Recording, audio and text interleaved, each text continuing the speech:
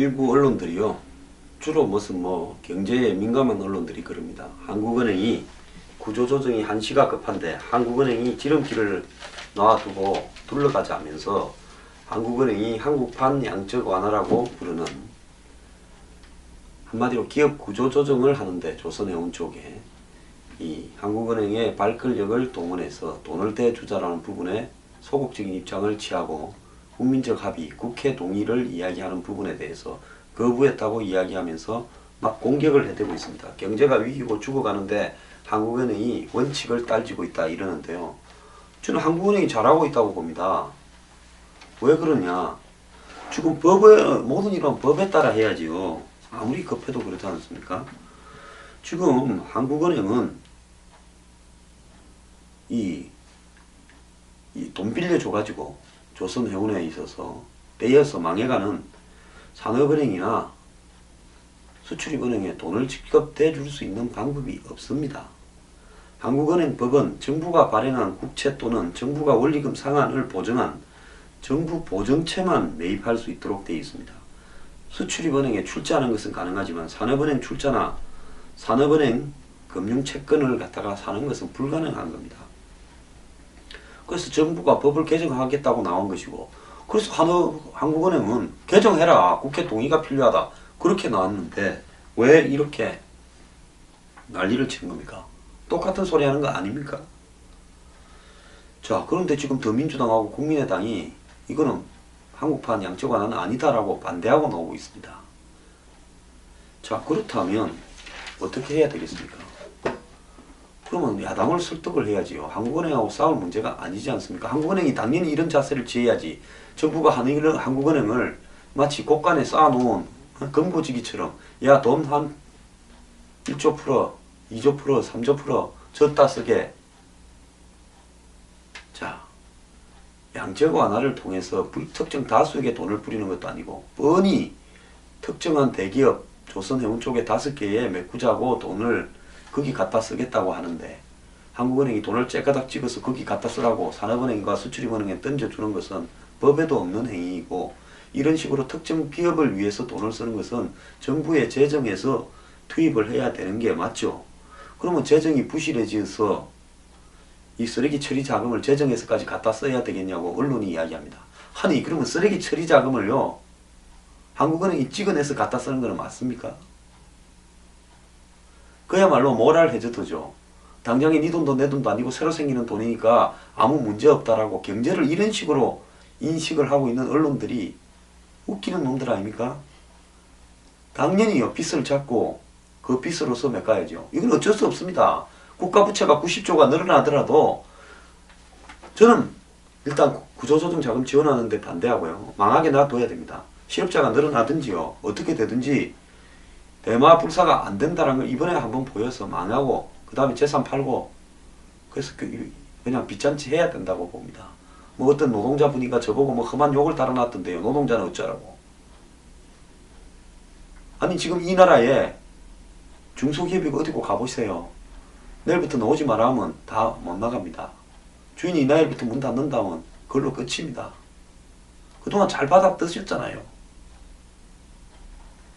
제 댓글에, 제 블로그에 험한 댓글 단 분, 앞으로 그런 댓글 달지 마세요. 추적해서 고소합니다.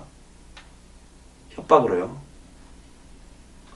자, 그래서 돈을 재정에서 갖다 써도 국가 부채가 늘어나서 국민 부담이고, 은행에서 찍어도 국민들이 결국 손실을 입을 수 있으니까 국민 부담이다면 합법적으로 하는 게 낫지요. 왜 편법을 씁니까? 지금 정부가 편법을 쓰려는 거고 한국은행은 법대로 하라는 소리밖에 더 했습니까? 근데 그 법대로 하라 했다고 한국은행을 언제는 막 은행장 사진을 대문짝만하게 해놓고 협박을 합니까? 한국은행 잘하고 있다고 봅니다. 여기서 굴복하면요, 한국은행은 이 나라의 돈을, 가치를 지켜줘야 될 그런 국가은행으로서 한마디로 자격이 없는 겁니다. 한편으로 이와 관련해서요, 유일로 부총리는 한원법을 개정할지 산원법을 개정할지 입장 정리를 못했다. 19대 임기 안에 불투명하다. 뭐 결정된 것도 없어요. 뭘 밀어붙이려면 그 방식은 어떻게 할 건지를 정해놓고 그 다음에 이런 중요한 이야기를 해야 될 건데, 툭 던져놓고 그러면 너희들 어떻게 할 건데? 법 개정은 한국은행법을 고칠 거냐? 안 그러면 산업은행이 채권을 갖다가 한국은행에 살 수 있도록 산업은행법을 고칠 거냐? 그런 부분조차도 교통 정리가 되어 있지 않다는 겁니다. 아니 내부에 방법도 안 정해놓고요. 돈을 갖다 은행에서 그냥 찍어내서 갖고 갈라 했습니까? 도둑들 아닙니까? 구조조정이 한시가 급하다 그러는데요, 언론들이요. 그럼 한시가 급하도록 구조조정을 지금까지는 왜 미뤄왔습니까? 한시가 급하기 전에 선거 전에라도 구조조정하고 선거하고 관계없이 할 일을 했으면 될 거 아닙니까? 선거가 겁이 나갔고요. 감차왔습니까? 아니 경제가 선거 따라서 이렇게 장난쳐서 되는 겁니까? 무슨 소리를 한 겁니까? 지금까지 한시가 급하도록 아무 말도 하고 있지 않다가 갑자기 한 달 뒤에 망한다고 협박하면서 돈 찍어내라고 하는 사람이 나쁜 놈들이지요. 법대로 하라는 한국은행이 나쁜 놈입니까?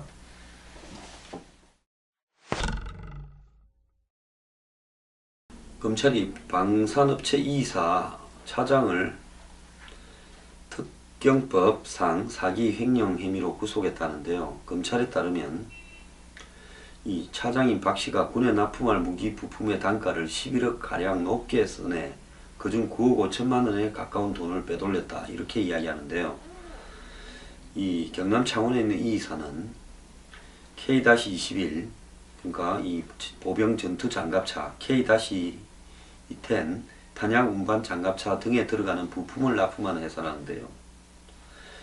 참 차장 하나가 이런 짓을 할 수 있었는지 저는 이해가 안 갑니다. 또 검찰은 방탄복과 장갑차 부품이 납품되는 과정에서 군 관계자가 개입된 걸로 보고 이제 이 이사와 방탄복 관련 S사 등을 압수수색했는데요. 또 지난 11일에는 장갑차 등 군납 장비에 들어가는 엔진 부품의 수입 가격을 부풀려 6억 원을 챙긴 A업체 대표 정모 씨를 불구속 기소했답니다. 아니 수입 가격을 부풀려서 6억을 빼돌렸는데 불구속 기소를 합니까? 자, 또 지난번에 이 북한군 소총에 뚫리는 불량자 방탄복을 납품하는 회사도 하나 이야기했죠. 그 S사에 대해서도 수사를 벌이고 있다고 합니다. 근데 참 제가 이 보면요, 전쟁이 나게 되면 우리나라의 무기가 제대로 돌아가는 것이 있을지 또 성능이 제대로 발휘가 될지 부품이나 이런 것이 제대로 공급이 될지 의문입니다. 이런데요, 미국의 주한미군 주둔 방위비 분담금 문제에 대해서 우리가 한번 생각해 봐야 될 거는 이렇게 도둑질해가 다 빼먹고 이러는 것보다는 차라리 그냥 미군한테 그냥 한국 좀 대신 지켜주시오. 우리나라는 최소한의 군대만 두겠다 하고 돈으로 주는 게 낫지 않겠습니까? 이거 보세요. 30조를 매년 쓰는데 30조 중에서 도둑질 다 해먹고 얼마만 실제 방위전력에 투입되는지 의문입니다. 이렇게 도둑질 해먹을 바에야 차라리 그냥 미국 무기 임대회가 쓰고요. 임대회가 국산 무기 개발하지 마세요. 미국 무기한테 미국하고 그냥 무기 임대 계약을 맺어가 총도 많고 뭐 폭탄도 많고 대포도 많을 거 아닙니까? 렌트비를 주고 그냥 쓰고 남는 돈으로 그냥 병들 월급이나 좀 올려주는 게 나은 게 아닌가 이런 생각을 합니다. 기가 차입니다.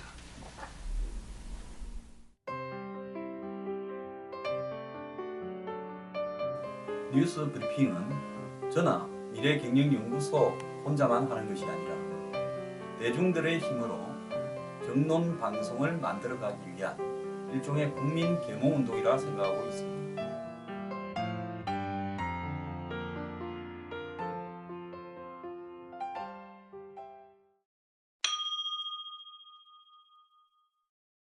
오늘 교육부가요, 오후에 아마 로스쿨 입학 전형 실태 조사 결과를 발표하는데 지난해 말 전형직 대법관, 국회의원, 고위층 자녀들이 입학 과정에서 특혜를 받다라는 의혹이 불거지면서 로스쿨 자체가 현대판 음서제도 아니냐. 음서제도라는 게 옛날에 조선의 조선시대 때 고위층의 자제들이 과거를 거치지 않고도 높은 배슬직으로 나아가는 것을 이렇게 보장해 줬던 그런 이 공정하지 못한 제도죠. 자, 교육부는 이 12월 16일 작년 25개 로스쿨의 입학 전형 실태에 대해서 전수조사를 시작해 넉 달 만인 최근 조사를 모두 마쳤다고 하는데요. 2009년 처음 개원한 로스쿨의 신입생 입학 절차는 그동안 사실 대학 자율로 되어 있어서 고위 법조인 로스쿨 교수 자녀 등의 특혜 입학 의혹과 고액 등록금 논란이 끊이지 않으면서 교육부가 7년 만에 그 입학 실태를 조사하러 나선 겁니다. 작년 12월에는 법무부가 사법시험을 21년까지 4년 더 유예하겠다라는 입장을 발표하면서요. 사법부 존치를 주장하는 법조계 단체들이 로스쿨의 부정 입학 의혹을 공개하라고 요구하기도 했죠. 또 조사 과정에서 전행직 대법관 등 고위직 자녀 40명이 자기소개서에 부모 이름이나 신분을 의도적으로 게재한 사실이 일부 언론을 통해 보도되면서 로스쿨에 대한 여론이 나빠졌습니다. 교육부는 전수조사를 마친 뒤에도 한동안의 공개 범위와 시점을 놓고 신중한 입장을 취해왔다는데요. 내가 봤을 때 굉장히 많은 모양입니다. 높으신 분들 애들이요. 저명 인사에 실명이 거론될 경우 사회적 파장이 클 거라 예상되는데 이들에 대한 형사처벌까지 고려해야 되기 때문이다. 아니 걸리면 걸린 대로 처리하면 되지. 저명 인사는 좀 이름이 거슬러지면 안 되고 처벌하면 안 됩니까? 이미 로스쿨 불공정 입학 사례에 대해 법적 처리를 할 수 있을지 교육부에서는 자체적으로 제재할 수 있을지 등을 갖다가 검토를 하고 로펌에도 의뢰해서 자문을 받았다고 합니다.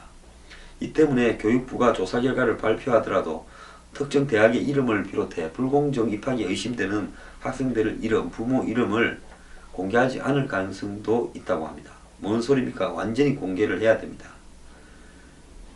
그리고 교육부는 오늘 이제 이 실태 조사를 발표하면서 로스쿨 입시 개선 방안도 발표하겠다고 하는 모양인데요. 자, 근데 사법시험을 준비하는 수험생들로 구성된 사시 존치를 위한 고시생 모임. 참 고시생들이 당선될 확률도 별로 없고 공부 열심히 해야 되는데 이런 모임을 만들어서 데모까지 하고 있습니다. 그래서 이 학생들이 지난달 4월 21일 오후 세종시 청사 앞에서 교육부의 로스쿨 입시 전수조사 결과 전면 공개와 사시 폐지 입장 철회를 요구하는 시위를 벌이고 있다고 합니다. 저는요, 우리나라에는 바늘 구멍만 생겨도 나중에 소가 드나들 구멍처럼 커집니다. 한국 사람에게는 예외를 허용하면 안 되고 무조건 원칙으로 해야 됩니다. 로스쿨이라는 것은 결국은 법조인이 될 수 있는 예외를 갖다가 만들어 버림으로써요. 미꾸라지가 참 용이 되는, 개천에서 용나는 시대가 없어지도록 만드는데 일조하고 있다 이래 봅니다. 그래서 저는 대한민국에는 사시시험을 그대로 해야 되고요. 또 더 나아가서 대학 입학도 학력고사로 가야 되고, 옛날 게 차나 문제가 많지만은 그래도 구간이 명간이다 이렇게 보고 있습니다.